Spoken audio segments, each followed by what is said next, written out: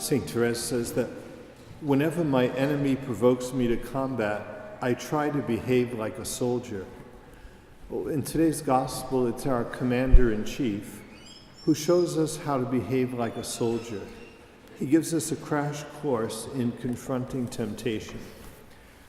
St. Augustine, commenting on that gospel, says that if in Christ we have been tempted, in him we overcome the devil. If in Christ we have been tempted, in Christ we overcome the devil. He says, see yourself as tempted in him and see yourself as victorious in him. He could have kept the devil from himself, but if he were not tempted, he could not teach you how to triumph over temptation. In the gospel, there are the three temptations. The first temptation is, if you are the Son of God, command these stones become loaves of bread. Let your natural desires order your life. That's the temptation. Let the world order your life. We say when there's a conflict between the soccer schedule and the mass schedule, the world yields to religious obligation. Okay? But some people allow, like we say, the world schedule to take precedence over God's schedule, to allow the natural desires to take precedence over our real responsibilities to God. To allow the lesser to trump the greater. We become like spiritual tumbleweeds, we say, one priest says, following the winds of nature. And unfortunately, it's the winds of our fallen human nature we end up following. St. Augustine says of his early life, I abandon you to pursue the lowest things of your creation. I was dust, going after dust. Okay? I was dust going to dust. That second temptation. Also on that first one, a few weeks ago we had that article on country music, Casey Musgraves, Follow Your Arrow. And she says it's the ballad of this generation's demise.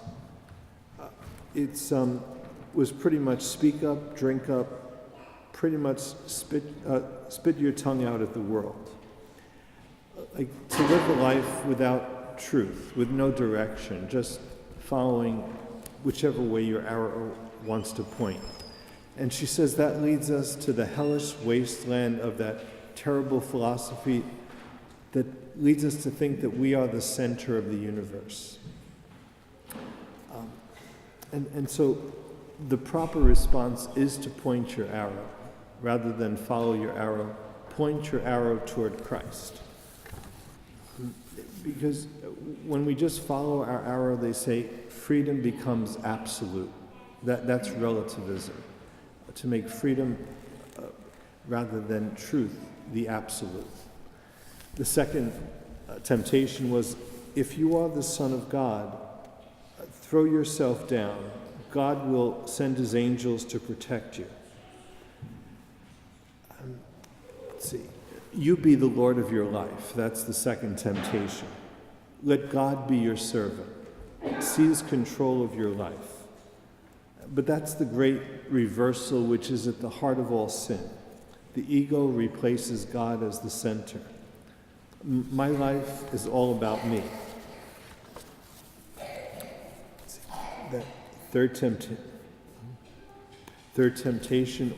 all the kingdom of the world I will give you if you prostrate yourself and worship me.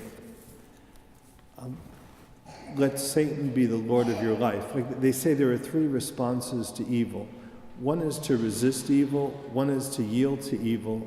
The third temptation is to fall down and worship evil. Okay? That's that third temptation. And obviously, it's kind of an irony that the prince of this world, the devil, offers the King of Kings and Lord of Lords all the kingdoms of the earth. Okay? Obviously, Satan doesn't realize that he's speaking to the one who possesses all power and all glory. And like we say, that gospel takes place in the desert. The temptations take place in the desert. And the symbolism is that God put Adam and Eve in a garden. That's where Adam and Eve started out, in the Garden of Eden. A garden is a place of flourishing. And that place of flourishing meant that God wanted them to prosper. God wanted our good. God wanted the good of Adam and Eve. But because of sin, the garden dried up. They were expelled from the garden. It became a desert. Life dried up. So Jesus Christ comes to bring us from the desert back to the garden. Okay? His life, his public life, begins in the desert. It ends in the garden at the resurrection. Okay? And this Lent is that journey with him. Okay? From the desert to the garden, from death to life, from that place where life is dried up to that place where life flourishes.